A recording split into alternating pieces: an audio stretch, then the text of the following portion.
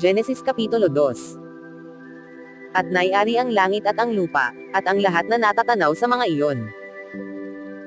At ng ikapitong araw ay naiari ng Diyos ang kanyang gawang ginawa, at nagpahinga ng ikapitong araw sa madlang gawa niyang ginawa.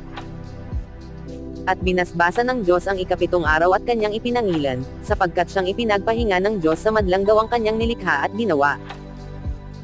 Alalahanin mo ang araw ng Sabbath upang ipangilan. 6 na araw na gagawa ka at iyong gagawin ang lahat ng iyong gawain.